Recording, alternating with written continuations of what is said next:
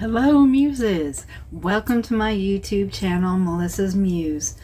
Today we're going to talk about gardening. Here in southern Indiana, it is the first week of first week of April, and we're zone 6 here, so it's still too cold to plant outside, and we are just over the Ohio River from Louisville, Kentucky.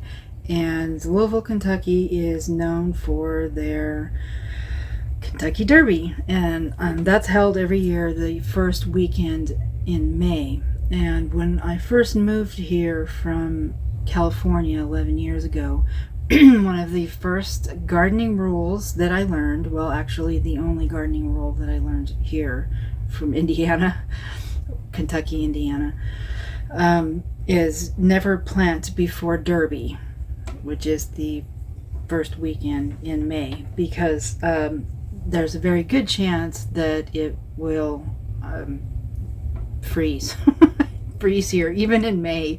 As we're speaking, the first week of April here, it has a good chance of snowing this weekend. So, but I get to be it gets to be around February, March, where I really want to start planting seeds. This would have been the third year that I planted and grew a garden. The first year I kind of gotten a little I started a little bit later.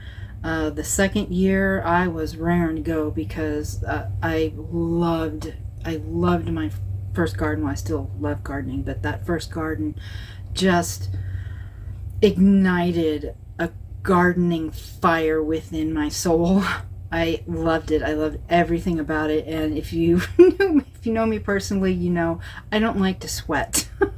And physical labor usually is not my thing. It is just not my thing. But I absolutely loved my garden. I loved every little tiny bit of it, from the stinky compost to the trimming, to bringing in these big, my husband got me this big giant basket that I would put my my daily haul in, and I would just fill that thing up, sometimes twice a day. And I just love garden. I can never think of having a life without gardening now. So this would have been my third year gardening, but like I said before in other videos, we sold that house, and the reason why we sold that house in the market that is now, which is absolute insanity, is that this was an older house. It was built in 1936, and it was a smaller house. It was about 1,000 square feet, but it was an upstairs, downstairs, 2-story, and it had this long, very steep, ladder-esque stairway. And because the one bedroom that was downstairs was very small, it wouldn't, our king bed took up the entire room, literally the entire room. So my husband, there was an upstairs, but when we got the house, it was just a complete, there was just nothing up there. There was just drywall and plywood. And so my husband built 2 bedrooms and a bathroom up there, and that's where our bedroom was and my home office. So I really needed the upstairs, but I sometimes have a problem with balance. And I've fallen down before many years ago in California and broke my ankle, and since then I've always been very afraid of falling on stairs. So I was very careful, but I wasn't careful enough, and last summer I was at the very top of the staircase and fell down, all the way down, and I injured myself pretty darn badly. I couldn't walk for a while, for a long time. I'm pretty sure I gave myself a concussion because I had this giant knot that I had for months. And the weird thing is this eye swelled shut. I don't know. But I hurt both my knees, but one of them, my left knee, I think I broke it. I should have went to the emergency room, but this is America, and for people in other countries who are watching this video, we don't really have health care here unless you're really rich. And we have health insurance, but we have a giant deductible. And at the time, this was last summer, we still weren't finished with the house, and I did not want to give my husband all that debt. When we first came here from California, this was 2010. That was the year our grandson Briar was born, and we moved all the way out here. At first we were in Louisville, Kentucky. We sold almost everything we had, packed up what little we did that we kept, towed my Jeep on a U-Haul and came across country because I wanted to be a part of my grandson's life. In 2008, like a quarter of all Californians during the Great Recession, we did lose our house. Teaching moment. that was a pivotal teaching moment, because we were 38, I think, at the time. 38, I think. Somewhere around there. We were in our late 30s, looking at 40, and to be able to have lost our house and start all over again, it was heartbreaking. It was absolutely heartbreaking. But we learned from that. That we had made some bad decisions, and we learned from it. So once we got down here, specifically Louisville, we found that you could, this was in, what did I say, 2010, the very end of 2010, you could actually still buy fixer-uppers for really cheap, really cheap. Like, there was nothing even comparable in California. So we bought a house for $10,000. It was, we took the money, what money my husband had in his 401k from his job in California, and bought this house cash. Like, it was like, wow, I can't believe it. We were in shock just being able to find a house that cheap, but it needed a lot of work. Like, a lot. It wasn't really livable. But hey, we were sacrificing. And we learned from our past mistakes. With our house in California, we did not ever want to take another mortgage because my husband is a Chevrolet technician, and any little blip in the economy, one of the first jobs to feel it is the automotive industry. So and he's on commission. Mechanics are on commission. So we did not want to take a loan. So we were so happy that we found this place. And long story short, it took us 3 or 4 years to fix that house up, and by the time we were done with it, it was fantastic. It was a cute little house. It was just perfect. So we sold it. By that time, my daughter and son-in-law were over here across the river in Indiana, so we wanted to come over here. We sold that house. We bought another house with that money over here in Indiana. The same deal. It was a little more expensive, but it was the same deal. I mean, it didn't have any running water. All of the windows were these like little basement windows, but we weren't in a basement. It didn't have a basement. It was horrible. It was just absolutely horrible. But we sacrificed. We did what we could with every spare penny we had, and on the nights and weekends. That's what we did. And by we, I mean my husband.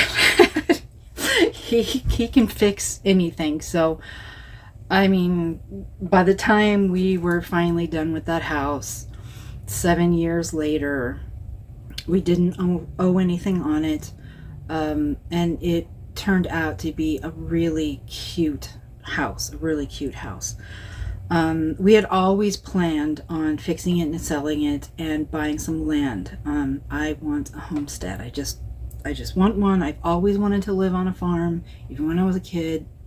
That's in my heart. So we were already planning on doing that, and then the crazy real estate. I don't know what it is. It's like piranhas eating their victims in the water. That is how I describe the real estate market in 2022. We would have stayed. We would have stayed in that house, and just built another couple of rooms and a bathroom, because we were afraid. We were really afraid of the market. However, it was going to take a long time, and we would have had to take a construction loan, and we absolutely 100% are mortgage shy. We do not want a mortgage. So that's not going to happen. So we just decided to sell it. I mean, how bad could it be? We could always find something. I mean, we're willing to take even raw land at this point, and then live in our camper while we're building our house and our homestead. Turns out that maybe that wasn't the best idea, and we should have just sucked it up and put our bedroom back in that tiny bedroom downstairs, because now we're stuck not being able to buy another house. But we got things are working, maybe. We'll see. We got things in the works. But anyway, that was a long road to where I am now, where it's the first week of April, and I want to start seeds. That last year, I started seeds because I'm still learning, but I didn't know that you're supposed to start seeds only. Not they shouldn't be in. See, I got this little thing that I'm gonna fill up, but they shouldn't be in here more than a couple of weeks or 3 weeks, maybe a month, before you plant them into the ground. And I didn't know that, and I started them. I started them in like February. There's still snow on the ground, and I'm like, go away, I want my garden. So I must have planted 100 little plants, and they died. Okay, I planted 100 more little plants, and it was heartbreaking to watch them die. But finally, I got my garden going last year, and it was wonderful. And then I fell down the stairs, and like I said, I couldn't walk for quite a while. So I wasn't able to go out in the garden and do any kind of pruning or even harvesting. My husband went out there after work and was he was still fixing the house, still renovating the house, finishing it up, and then go out there and try to work in the garden. He plus work 10 hours a day. It's just something had to give, and it was my garden. So I was really excited about this year's garden. I was thinking that we would already be on some land, and I had it in my head. I had this beautiful potager garden planned out in my head. I had where I wanted to have my chickens, and where I want my goats, and possibly maybe a dairy cow in the future. But all of that hasn't come to fruition yet. So I am going to start some seeds in this little thing that I got a couple of weeks ago, and I just haven't planted it yet. I've been waiting because I'm not sure. Like we have Bessie, my trusty fifth wheel, or affectionately known as Bessie. We're parked in our daughter and son-in-law's driveway. So if we're still here and these guys need to be planted, I'm not really sure. I was just planning on getting some of those like 5-gallon like Home Depot buckets and planting them in that.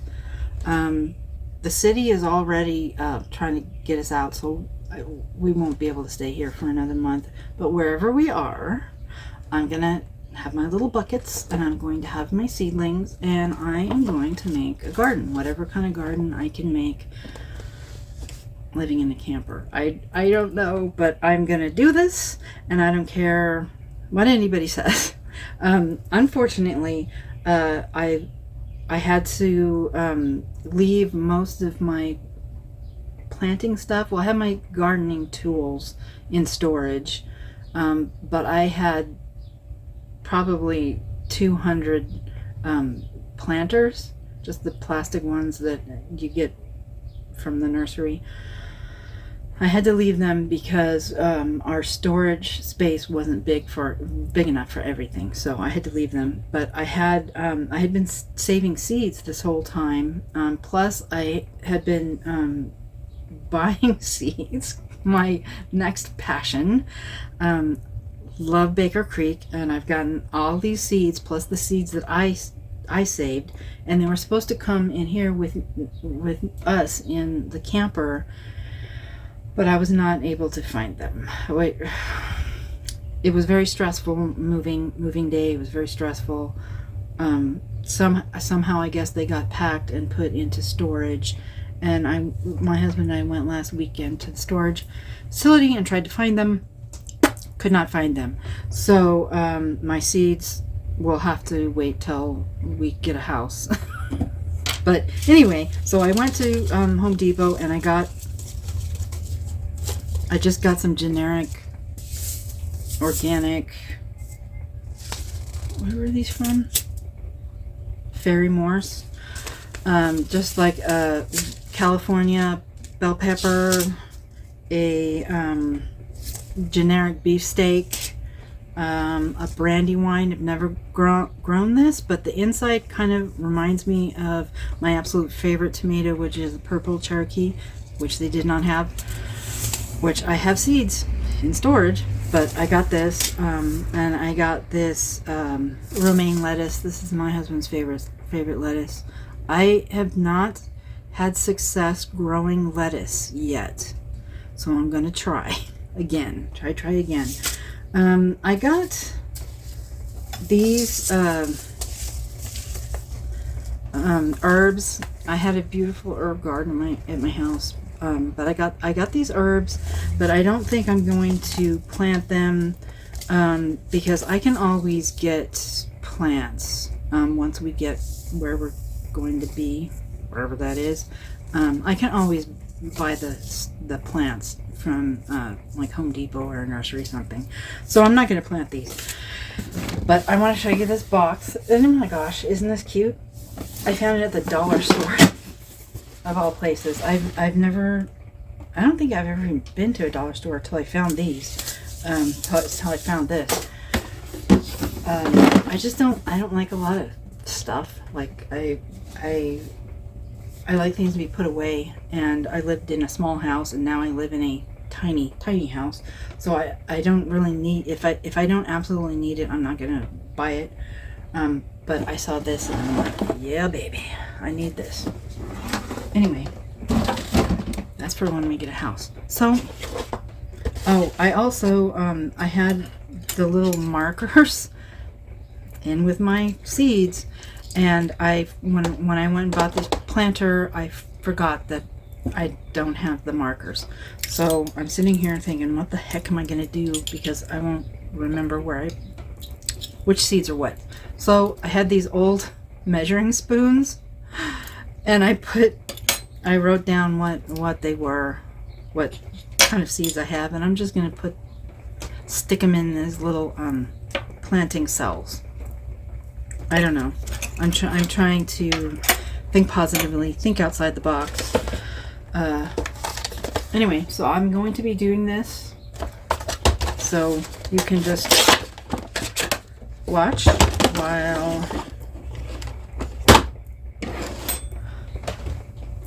we put this on super speed, and I'll be going really fast and look really funny, but I'm going to be filling these up. Oh, I also got this. I usually plant directly into an aged manure, compost, aged compost, but I don't have enough room in here for a giant bag of compost. my husband would put his foot down. I wanted to get some baby chicks, and he's like, oh no, not in our camper. So I'm just going to be filling these little cells up with this.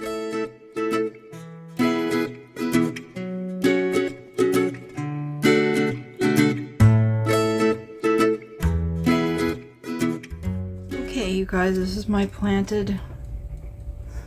Oh. Okay, so I put 2 or 3 in each cell, which is a lot because they're small, and if I get 100% germination, I'm going to be in trouble.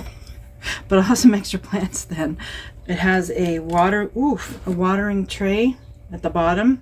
I heard these are pretty good, but you know, this is new to me. It's supposed to rain all week, so I'm not going to have any sun. So we'll see how this works inside of a camper, but I'm gonna try. All you can do is try, and if it doesn't work, then I'm just out the cost. I can reuse this planter. I'm just out the cost of the seeds that I used. One of my absolute favorite YouTube channels is Roots and Refuge, and if you're a homesteader, you know who they are, Maya and Jess.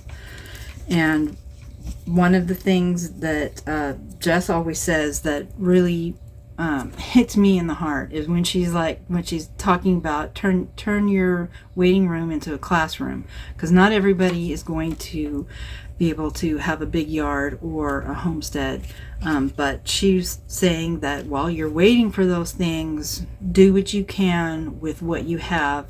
Teach yourself the skills that you're going to need once you do get your homestead. So this is what I'm trying to do now. I'm changing my waiting room, my camper, into a garden, and hopefully we're gonna find a place. Hopefully, I don't know what's in store. I don't know if we're gonna find some raw land, or if we find another house to fix up and sell, and then buy some property. I'm not sure. I don't know what's coming in the future.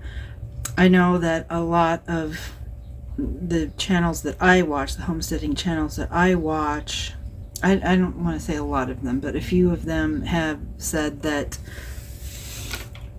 this would be a good time to learn how to grow food. Like, I don't want to. I'm not going to be one of those crazy prepper people.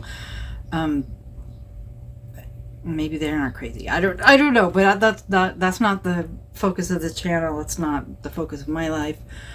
But I've heard from several people now that if you can learn how to grow food, learn how to be more sustainable, because we're heading for some hard times. The rest of the world has had hard times, and they probably look at us and laugh in America. But we're headed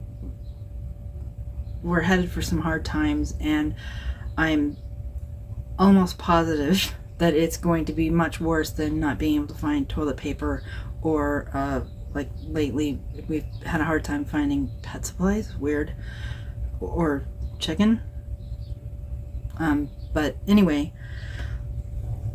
try your hand at planting some baby seeds, and when they start coming up, your heart is gonna be captured, and you will be like me, and that gardening fever. You will have caught that gardening fever, and it's all for good. You are teaching yourself to be sustainable and growing food that you can share with your network, share with your community, share with your family and friends, and learn how to eat healthier and cook healthier. So thank you guys for staying with me for this really long video. And we'll check back maybe in a couple of weeks. We'll have some baby plants We'll see. Okay, thanks for stopping by and spending time with me. Bye.